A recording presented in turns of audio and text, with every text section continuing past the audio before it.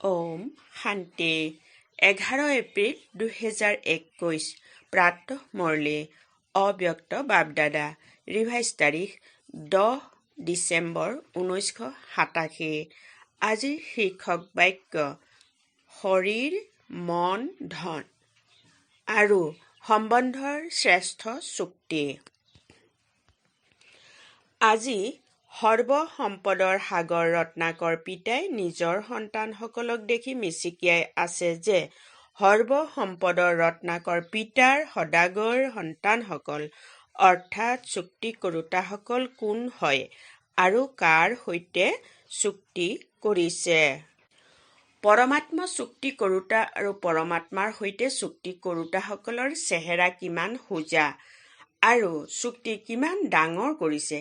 এইসকল ইমান ডাঙৰ চুক্তি কৰোতা সদাগৰ আত্মা এইটো জগতৰ লোকে বুজিব নোৱাৰে। জগতৰ লোকে যিসকল আত্মাক আশাহীন অতি গৰীব বুলি ভাবি অসম্ভৱ বুলি ভাবি একাষৰীয়া কৰি দিলে যে এই কন্যাসকল মাতাসকল পৰমাত্ম প্ৰাপ্তিৰ কি অধিকাৰী হ'ব, কিন্তু পিতাই প্ৰথমে মাতাসকলকে ইমান ডাঙৰতকৈ ডাঙৰ চুক্তি কৰোতা শ্ৰেষ্ঠ ব্যক্তি কৰি তুলিলে। জ্ঞানৰ কলহ প্ৰথমে মাতা কন্যাসকলৰ ওপৰত ৰাখিলে। গৰীব কন্যা জগদম্বাক নিমিত্ত যোগ্য মাতাৰ স্থান দিলে।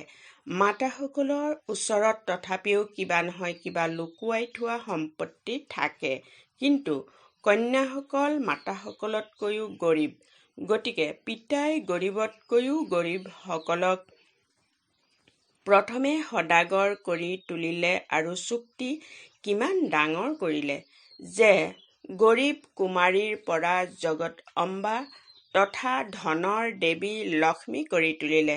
ইয়াত বাবাই কৈছে, এতিয়ালৈকেও যিমানেই কোটিপতি নহওক, কিন্তু লক্ষ্মীৰ আগত নিশ্চয় ধন খুজিব, পূজা নিশ্চয় কৰিব। ৰত্নাকৰ পিতাই নিজৰ সদাগৰ সন্তানসকলক দেখি হৰ্ষিত হৈ আছে। এটা জন্মৰ চুক্তি কৰিলে অনেক জন্ম সদায় সমৃদ্ধিশালী ভৰপূৰ হৈ যায় আৰু নিমিত্ত চুক্তি কৰোতাজন যিমানেই ডাঙৰ ব্যৱসায়ী নহওক, কিন্তু তেওঁ কেৱল ধনৰ চুক্তি বস্তুৰ চুক্তি কৰিব। এজনেই বেহদৰ পিতা আছে যিয়ে ধনৰো চুক্তি কৰে, মনৰো চুক্তি কৰে, শৰীৰৰো আৰু সদায় শ্ৰেষ্ঠ সম্বন্ধৰো চুক্তি কৰে। এনেকুৱা কোনো দাতা দেখিছানে? চাৰিওটা প্ৰকাৰৰে চুক্তি কৰিছা নহয়? শৰীৰ সদায় সুস্থ হৈ থাকিব, মন সদায় আনন্দিত, ধনৰ ভঁৰাল ভৰপূৰ আৰু সম্বন্ধত নিস্বাৰ্থ স্নেহ আৰু নিশ্চয়তা আছে। বৰ্তমানেও যিবোৰ মূল্যৱান বস্তু তাৰ নিশ্চয়তা দিয়ে, 5 বছৰ 10 বছৰৰ নিশ্চয়তা দিব আৰু কি কৰিব। কিন্তু ৰত্নাকৰ পিতাই কিমান সময়ৰ নিশ্চয়তা দিয়ে, অনেক জন্মৰ নিশ্চয়তা দিয়ে। চাৰিওটাৰ ভিতৰত এটাৰো অভাৱ হ'ব নোৱাৰে, লাগিলে প্ৰজাৰো প্ৰজা হওক, কিন্তু তেওঁৰো অন্তিম জন্মলৈকে অৰ্থাৎ ত্ৰেতাৰ অন্তলৈকেও এই চাৰিওটা কথাৰে প্ৰাপ্তি হ'ব। এনেকুৱা চুক্তি কেতিয়া কৰিলা? এতিয়াতো চুক্তি কৰিলা নহয় জানো? দৃঢ় চুক্তি কৰিলা নে কেঁচা? পৰমাত্মাৰ লগত কিমান সস্তা চুক্তি কৰিছা? কি দিলা? কিবা কামৰ বস্তু দিলানে? বিদেশীসকলে বাপদাদালৈ সদায় হৃদয়ৰ প্ৰতীক সাজি পঠিয়াই দিয়ে। পত্ৰও হৃদয়ৰ ছবিৰ ভিতৰত লিখিব, উপহাৰো হৃদয়ৰ পঠিয়াব। তেন্তে হৃদয় দিলা নহয়, কিন্তু কোনখন হৃদয় দিলা? এখন হৃদয় কিমান টুকুৰা হৈ পৰি আছিল। মা, পিতা, খুৰা, মামা, কিমান দীঘলীয়া তালিকা। যদি সম্বন্ধৰ তালিকা উলিওৱা তেন্তে কলিযুগত কিমান দীঘলীয়া তালিকা হ'ব।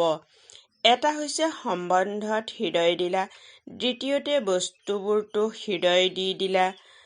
তেন্তে হৃদয় দিয়া বস্তু কিমান আছে, ব্যক্তি কিমান আছে? সকলোতে হৃদয় দি হৃদয়খনেই টুকুৰা টুকুৰা কৰি পেলালা। পিতাই অনেক টুকুৰা হৈ যোৱা হৃদয় এফালে জোৰা লগালে। তেন্তে দিলা কি আৰু ললা কি? আৰু চুক্তি কৰাৰ বিধি কিমান সহজ, ছেকেণ্ডৰ চুক্তি নহয় জানো? বাবা শব্দই হৈছে বিধি। এটা শব্দৰ বিধি ইয়াত কিমান সময় লাগে কেৱল অন্তৰেৰে কৈ দিলা বাবা। গতিকে ছেকেণ্ডত চুক্তি হৈ গ'ল। কিমান সহজ বিধি, ইমান সস্তা চুক্তি এই সংগম যুগৰ বাহিৰে আৰু কোনো যুগতে কৰিব নোৱাৰা। গতিকে সদাগৰসকলৰ চেহেৰা আৰু মূৰ্তি চাই আছিল, জগতৰ তুলনাত তোমালোক কিমান সহজ সৰল। কিন্তু চমৎকাৰটো এই সহজ সৰল সকলেই কৰিছে। চুক্তি কৰাত বুদ্ধিমান হলা নহয়। আজিকালিৰ ডাঙৰ ডাঙৰ প্ৰসিদ্ধ ধনৱানসকল ধন উপাৰ্জন কৰাৰ সলনি ধনৰ তত্বাৱধান লোৱাৰ বাবে বেমেজালিত পৰি আছে। সেই বেমেজালিত পিতাৰ সৈতে পৰিচিত হবলৈও আহৰি নাই। নিজক ৰক্ষা কৰাত, ধন ৰক্ষা কৰাত সময় অতিবাহিত হৈ যায়। যদিওবা বাচ্চা হয়, কিন্তু নিশ্চিন্ত বাচ্চা, কিয়নো তথাপিও কলা ধন আছে নহয়। সেইবাবে চিন্তিত বাচ্চা। আৰু তোমালোক বাহিৰৰ পৰা কৰিহীন হোৱা, কিন্তু নিশ্চিন্ত বাচ্চা হোৱা, ভিকহু হোৱা স্বত্বেও বাচ্চা। আৰম্ভণিতে কি বুলি স্বাক্ষৰ কৰিছিলা? ভিকহুৰ পৰা ৰাজকুমাৰ। এতিয়াও বাচ্চা, ভৱিষ্যতেও বাচ্চা। আজিকালি যিসকল এক নম্বৰৰ বিশেষ ধনৱান ব্যক্তি আছে, তেওঁলোকৰ তুলনাত তোমালোকৰ তেত্ৰাৰ অন্তৰ প্ৰজাসকলো বেছি ধনৱান হ'ব। আজিকালিৰ সংখ্যাৰ হিচাপত বিচাৰ কৰা ধনটো সেয়াই হ'ব। আৰুহে অধিক মাটিত পোত গৈ থকা ধনো ওলাব। গতিকে যিমান জনসংখ্যা, সেই অনুসৰি ধনৰ বিতৰণ হৈছে। আৰু তাত সংখ্যা কিমান হ'ব সেইটো হিচাপত চোৱা, তেন্তে ধন কিমান হ'ব। প্ৰজাৰো কোনো অপ্ৰাপ্ত বস্তু নাথাকে। তেন্তে বাচ্চাহ নহলা জানো? বাচ্চাহৰ অৰ্থ এইটো নহয় যে সিংহাসনত বহিব। বাচ্চাহ অৰ্থাৎ ভৰপূৰ, কোনো অপ্ৰাপ্তি নাই, অভাৱ নাই। তেন্তে এনেকুৱা চুক্তি কৰিলানে? কৰি আছা, নতুবা এতিয়া ভাবি আছা? কেতিয়াবা কোনো ডাঙৰ বস্তু সস্তাত পাই গ'লে তেতিয়াও বিমূৰত পৰি যায় যে নাজানো ভাল হয় নে নহয়। এনেকৈ বিমূৰততো পৰি থকা নাই নহয়। কিয়নো ভক্তি মাৰ্গৰ সকলে সহজ কথাটিক ইমান কঠিন কৰি আৰু পাকচক্ৰত পেলাই দিলে যে আজিও পিতাক সেইটো ৰূপত বিচাৰি থাকে। সৰু কথাক ডাঙৰ কৰি দিলে সেইবাবে বিমূৰত পৰি যায়। উচ্চতকৈ উচ্চ ভগৱান তেওঁক লগ পোৱাৰ বিধিও দীঘলীয়া কৰি দিলে। সেই পাকচক্ৰত ভক্ত আত্মাসকল চিন্তিত হৈ আছে। ভগৱান ভক্তিৰ ফল দিবলৈও আহি গ'ল, কিন্তু ভক্ত আত্মাসকল বিমূৰত পৰি থকা বাবে পাতবিলাকত পানী দিয়াতে ব্যস্ত হৈ আছে। যিমানেই তোমালোকে সংবাদ নিদিয়া, তেতিয়া কি কয়, ইমান উচ্চ ভগৱান এনেকৈ সহজে আহিব হ'বই নোৱাৰে। সেইবাবে পিতাই মিচিকিয়াই আছিল যে বৰ্তমান লাগিলে ভক্তিৰ প্ৰসিদ্ধই হওক, লাগিলে ধনৰ প্ৰসিদ্ধ হওক, লাগিলে যিকোনো বৃত্তিৰ প্ৰসিদ্ধ হওক, নিজৰি কাৰ্যত ব্যস্ত হৈ আছে। কিন্তু তোমালোক সাধাৰণ আত্মাসকলে পিতাৰ সৈতে চুক্তি কৰি ললা। পাণ্ডৱসকলে দৃঢ় চুক্তি কৰিলা নহয়। ডবল বিদেশীসকল চুক্তি কৰাত বুদ্ধিমান। চুক্তিটো সকলোৱে কৰিলা, কিন্তু সকলো কথাত ক্ৰমানুসৰি হয়। পিতাইতো সকলোকে একেধৰণে সৰ্বসম্পদ দিলে, কিয়নো পিতা অন্তহীন সাগৰ হয়। পিতাই দিওঁতে ক্ৰমানুসৰি দিয়াৰ আৱশ্যকতাই নাই। যিদৰে আজিকালিৰ বিনাশকাৰী আত্মাসকলে কয় যে বিনাশৰ ইমান সামগ্ৰী তৈয়াৰ কৰিছে যে এনেকুৱা অনেক সৃষ্টি বিনাশ হৈ যাব পাৰে। পিতাইও কয় যে পিতাৰ ওচৰততো ইমান সম্পদ আছে যে গোটেই বিশ্বৰ আত্মাসকল তোমালোকৰ নিচিনা বুদ্ধিমান হৈ যদি চুক্তি কৰি লয় তেতিয়াও অন্ত নহয়।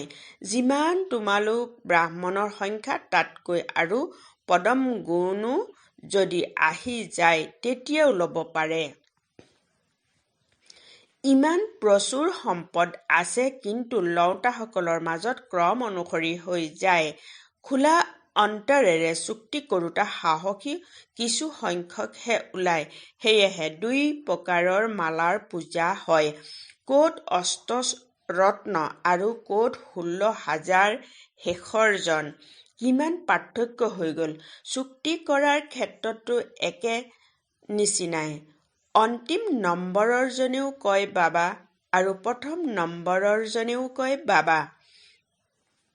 শব্দত পাৰ্থক্য নাই। চুক্তি কৰাৰ বিধিও একেধৰণৰ আৰু দিওঁতা দাতাইও একেধৰণে দিয়ে। জ্ঞানৰ সম্পদ বা শক্তিৰ সম্পদ, যিবোৰ সংগম যোগী সম্পদৰ বিষয়ে জানা সকলোৰে ওচৰত একেদৰেই আছে। কাৰোবাক সৰ্বশক্তি দিলে, কাৰোবাক এটা শক্তি দিলে বা কাৰোবাক এটা গুণ বা কাৰোবাক সৰ্বগুণ দিলে, এইটো পাৰ্থক্য নাই। সকলোৰে উপাধি একেটাই, আদি মধ্য অন্তৰ, জ্ঞাতা, ত্ৰিকালদৰ্শী, মাষ্টৰ, সৰ্বশক্তিমান। এনেকুৱা নহয় যে কোনোবা সৰ্বশক্তিমান হয়, কোনোবা কেৱল শক্তিমান হয়। নহয়, সকলোকে সৰ্বগুণ সম্পন্ন হ'বলগীয়া দেৱ আত্মা বুলি কয়, গুণমূৰ্তি বুলি কয়। সম্পদ সকলোৰে ওচৰত আছে। এমাহৰ পৰা অধ্যয়ন কৰোঁতাজনেও জ্ঞানৰ সম্পদ এনেকৈয়ে বৰ্ণনা কৰে, যিদৰে 50 বছৰীয়াজনে বৰ্ণনা কৰে।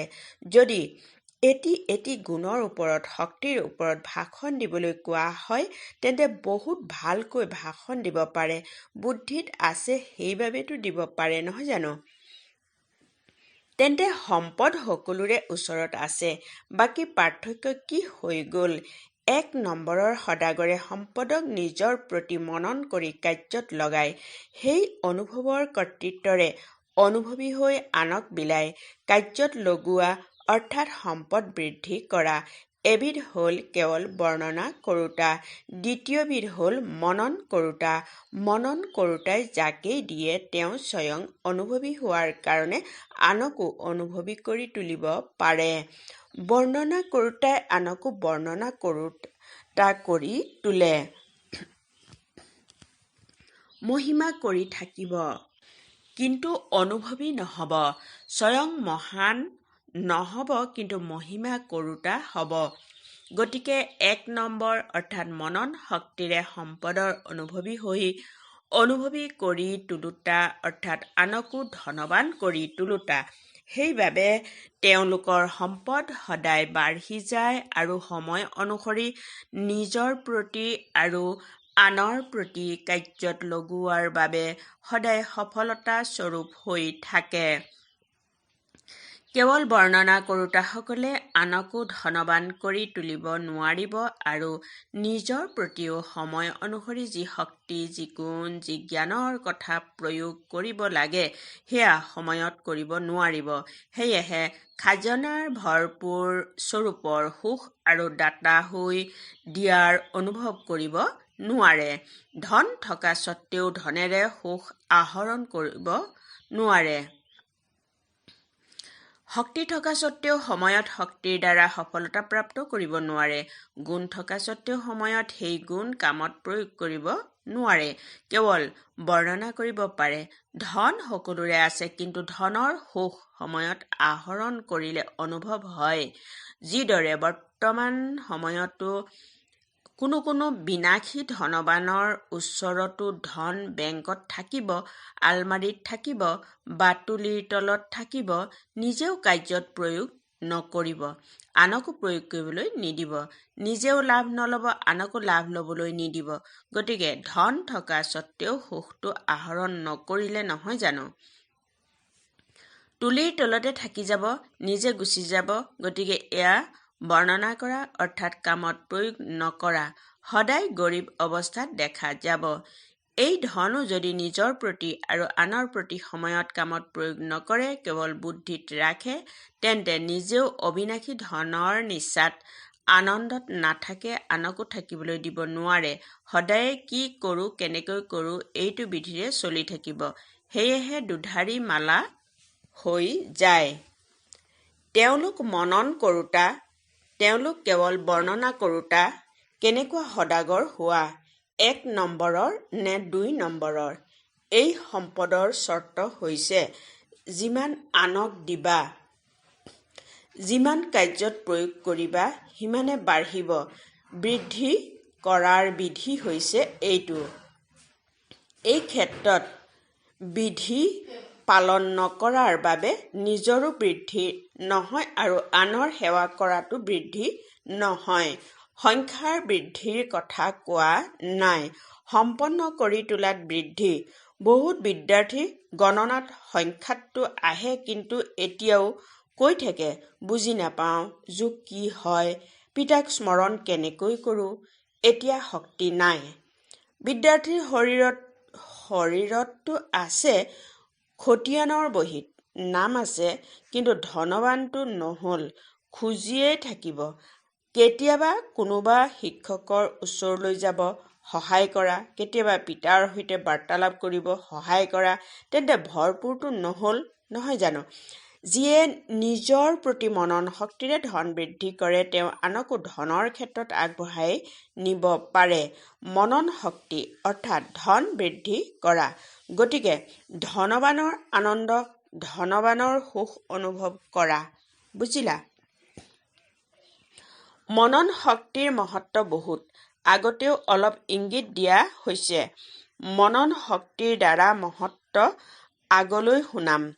পৰীক্ষা কৰাৰ কাম দি থাকে, ফলাফল ওলাব আৰু তেতিয়া তোমালোকে ক'বা যে আমিতো গম নাপাওঁ, এই কথাটিতো বাপ দাদাই কোৱাই নাই। সেইবাবে নিতৌ শুনাই থাকে, পৰীক্ষা কৰিবা অৰ্থাৎ পৰিৱৰ্তন কৰিবা। বাৰু, সৰ্বশ্ৰেষ্ঠ সদাগৰ আত্মাসকলক সদায় সৰ্বসম্পদক সময় অনুসৰি কাৰ্যত প্ৰয়োগ কৰোঁতা মহান বিশাল বুদ্ধিমান সন্তানসকলক সদায় নিজক আৰু সকলোকে সম্পন্ন অনুভৱী কৰি তোলোতা অনুভৱৰ কৰ্তৃত্বশীল আত্মাসকলৰ প্ৰতি সৰ্বশক্তিমান সত্তাকৰ্তা বাপ-দাদাৰ স্নেহপূৰ্ণ স্মৰণ আৰু নমস্কাৰ। পূবমণ্ডলৰ ভাতৃ-ভগ্নীসকলৰ সৈতে অব্যক্ত বাপ-দাদাৰ মিলন। পূব দিশত সূৰ্য উদয় হয় নহয় জানো? গতিকে পূবমণ্ডল অৰ্থাৎ সদায় জ্ঞান সূৰ্য উদয় হৈয়ে আছে। পূবমণ্ডলৰ সকল অৰ্থাৎ সদায় জ্ঞান সূৰ্যৰ প্ৰকাশৰ দ্বাৰা প্ৰত্যেক আত্মাক প্ৰকাশিত কৰোঁতা, অন্ধকাৰ সমাপ্ত কৰোঁতা। সূৰ্যৰ কাম হ'ল অন্ধকাৰ নাশ কৰা। গতিকে তোমালোক সকলো মাষ্টৰ জ্ঞান সূৰ্য অৰ্থাৎ চাৰিওফালৰ অজ্ঞানতা নাশ কৰোঁতা হোৱা নহয়? সকলো এইটো সেৱাতে ব্যস্ত হৈ থাকানে? নিজৰ বা প্ৰবৃত্তিৰ পৰিস্থিতিৰ বেমেজালিত আবদ্ধ হৈ থাকা? সূৰ্যৰ কাম হ'ল প্ৰকাশ দিয়াৰ কাৰ্যত ব্যস্ত হৈ থকা। লাগিলে প্ৰবৃত্তিতে থাকা, কোনো ব্যৱহাৰতে থাকা বা কোনো পৰিস্থিতিয়েই সন্মুখত আহক, কিন্তু সূৰ্যই প্ৰকাশ নিদিয়াকৈ থাকিব নোৱাৰে। গতিকে এনেকুৱা মাষ্টৰ জ্ঞান সূৰ্য হোৱা নে কেতিয়াবা বিমূৰত পৰি যোৱা? প্ৰথম কৰ্তব্য হ'ল জ্ঞানৰ প্ৰকাশ দিয়া। যেতিয়া এইটো স্মৃতিত থাকে যে পৰমাৰ্থৰ দ্বাৰা ব্যৱহাৰ আৰু পৰিয়াল দুয়োকে শ্ৰেষ্ঠ কৰি তুলিব লাগে, তেতিয়া এইটো সেৱা স্ৰোত হয়। য'ত পৰমাৰ্থ আছে ত'ত ব্যৱহাৰ সিদ্ধ আৰু সহজ হৈ যায়। আৰু পৰমাৰ্থৰ ভাৱনাৰে পৰিয়ালটো সঁচা প্ৰেম, একতা স্ৰোত আহি যায়। গতিকে পৰিয়ালো শ্ৰেষ্ঠ আৰু ব্যৱহাৰো শ্ৰেষ্ঠ। পৰমাৰ্থই ব্যৱহাৰৰ পৰা একাষৰীয়া নকৰে। পৰমাৰ্থ কাৰ্যত ব্যস্ত থাকিলে পৰিয়াল আৰু ব্যৱহাৰত আৰুহে অধিক সহায় পোৱা যায়। সেয়েহে পৰমাৰ্থত সদায় আগবাঢ়ি গৈ থাকা। নেপাল নিবাসীসকলৰ প্ৰতীকটো সূৰ্য দেখুৱাই নহয়? এনে ৰজাসকলৰ ভিতৰত সূৰ্যবংশী ৰজাসকল প্ৰসিদ্ধ হয়, শ্ৰেষ্ঠ বুলি মান্যতা দিয়া হয়। গতিকে তোমালোকো মাষ্টৰ জ্ঞান সূৰ্য সকলোকে প্ৰকাশ দিওঁতা হোৱা ভাল বাৰু। আজিৰ বৰদান। সংগম যুগত প্ৰতিটো কৰ্ম কলাৰ ৰূপত কৰোঁতা 16 কলা সম্পন্ন হোৱা। বহলাই এনেদৰে কোৱা হৈছে, সংগম যুগ বিশেষ কৰ্মৰূপী কলা প্ৰদৰ্শন কৰাৰ যুগ। যাৰ প্ৰতিটো কৰ্ম কলাৰ ৰূপত হয়, তেওঁৰ প্ৰতিটো কৰ্ম বা গুণৰ গায়ন হয়। 16 কলা সম্পন্ন অৰ্থাৎ সকলো চাল চলন সম্পূৰ্ণ কলাৰ ৰূপত দেখা দিয়ক। এয়াই সম্পূৰ্ণ স্থিতিৰ লক্ষণ। যিদৰে সাকাৰত বাৰ্তালাপ চলন সকলোতে বিশেষত্ব দেখিলা, গতিকে এয়া কলা হৈ গ'ল। উঠা বহাৰ কলা, চোৱাৰ কলা, চলনৰ কলা আছিল। সকলোতে উপৰাম ভাৱ আৰু বিশেষত্ব আছিল। গতিকে এনেকৈ পিতাক অনুসৰণ কৰি 16 কলা সম্পন্ন হোৱা। শ্লোগান: শক্তিশালী তেওঁ, যিয়ে ততালিকে চিনাক্ত কৰি মীমাংসা কৰি দিয়ে। ওম শান্তি।